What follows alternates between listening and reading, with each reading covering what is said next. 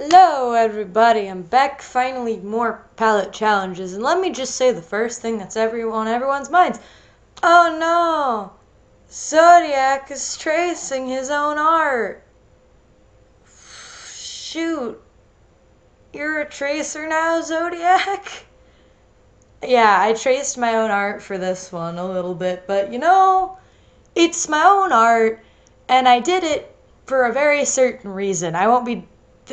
I will probably, if not ever, I will rarely, if not ever again, do this. And the only reason I did it for this one was because I was having such a difficult time. Because I wanted this one because the theme I wanted for the theme I was going for with this one, if you couldn't tell from the title, was ice. Because the last one, the palette I had, I saw fire, and this one kind of reminded me of ice.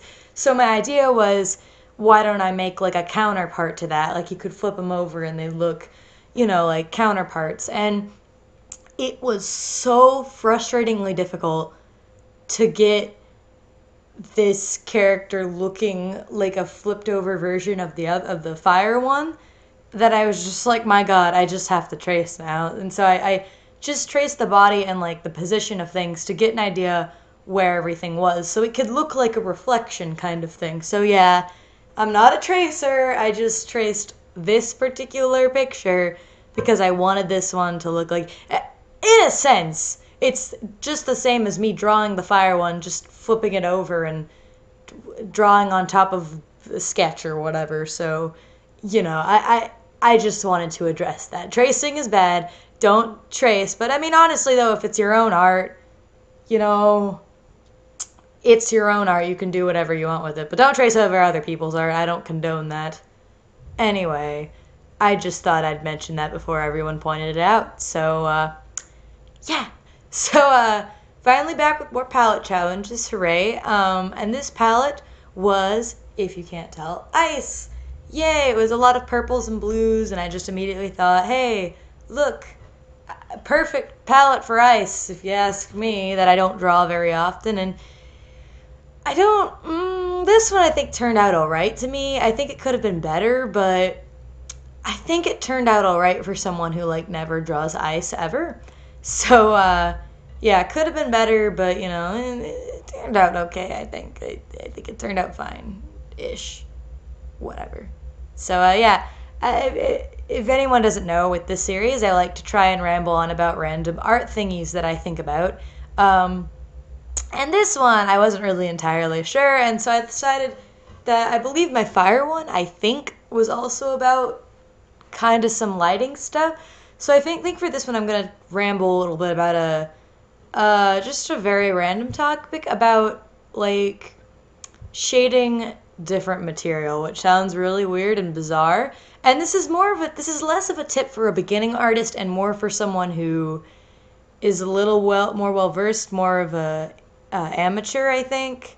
So if you're just beginning and you don't even really know how to do anatomy very well, this is probably not going to be very helpful.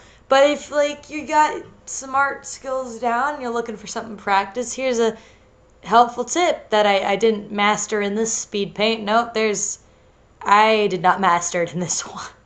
But yeah, it still can talk about it. It's shading different materials and stuff like that. Oftentimes a mistake, something I see a lot when people shade things is people shading everything the same way, which is fine when you're just starting out, or if you're like shading a simple character, or if you're just doing like, even just if you're doing like cell shading sometimes, but something that I think that should be learned-ish, which again I didn't really perfect in this video, but it's just shading with different materials, because something I feel like more people should, I don't want to say realize, but I think something more people should know is that not everything shaded looks the same. Everything has different shading on it.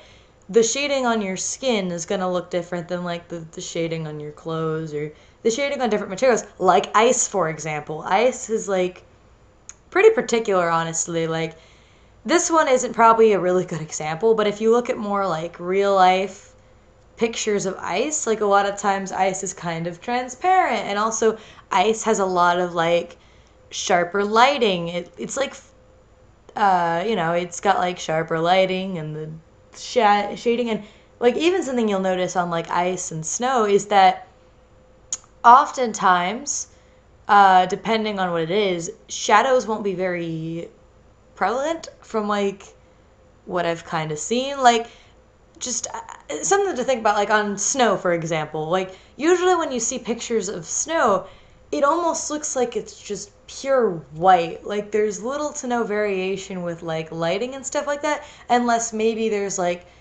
a big shadow coming from a tree or a building. But like, you know, like you know, snow is like relatively smooth, and like just things are shaded differently, and like soft shading versus hard shading is a big thing too. Like, so a big mistake I'll see a lot of artists make is that like they shade everything with like the airbrush tool, for example. That's like the most notorious one I can think of, where they'll just take an airbrush and they'll just throw it wherever they think they're shading, and there will be like little idea of where the light source is, or where, you know, the flippin'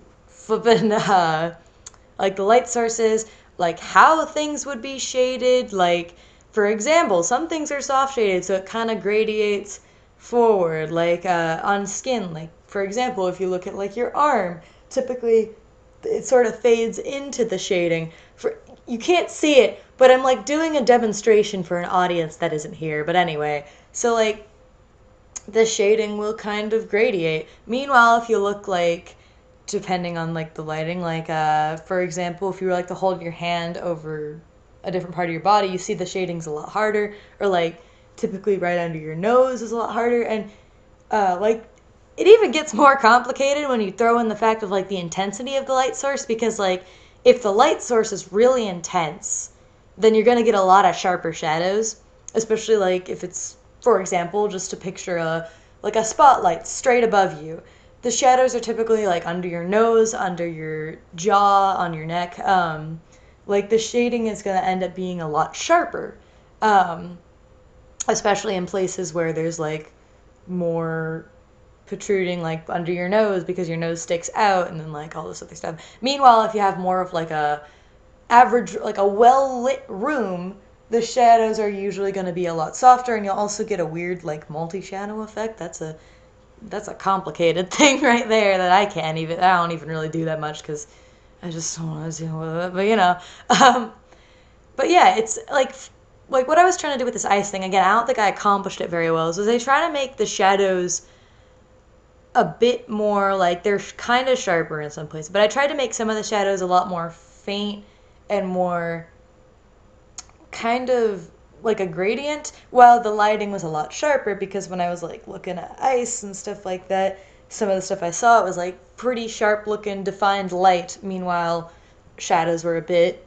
more softer and things like that. So I don't know, I'm probably not the best person to like give advice on that kind of thing, but you know, off that though, I'll just talk about a bit about like this and the counterarts to the fire. Like with this one, what I was trying to do was I was trying to make this one look a bit more feminine, giving her like eyelashes and a softer nose, softer jawline, like stuff like that, to try and make her look a bit more feminine. And then I also, rather than having her face away from the light source, I had her facing towards it, which is also countering what the fire guy was doing and stuff like that. And I also tried making her look more like peaceful, more like calm and stuff like that, while the fire guy looks a bit more like intense, intimidating kind of thing. And I even did the thing where it's like her ears were pointing down, and I don't think I succeeded with this, but I was trying to give like a vibe of like the wings and the hair being frozen, which I don't think I did very well, honestly. But yeah, an attempt was made, that's all I'll say. But yeah, I hope you enjoy this rambling. I like how this kind of overall looks. I don't think I succeeded on the ice look. It kind of looks more like she has a bunch of markings and lighting, but you know, I tried. No one can say I didn't try. But yeah, so if you like this, please hit a like. I can talk. If you enjoyed this, please hit the like button. If you want to see more content and stuff like this, go hit subscribe. Maybe check out other videos, because I do lots of different stuff. different stuff. But yeah, so I hope you enjoyed this, and I will see you in the next video with Zodiac out.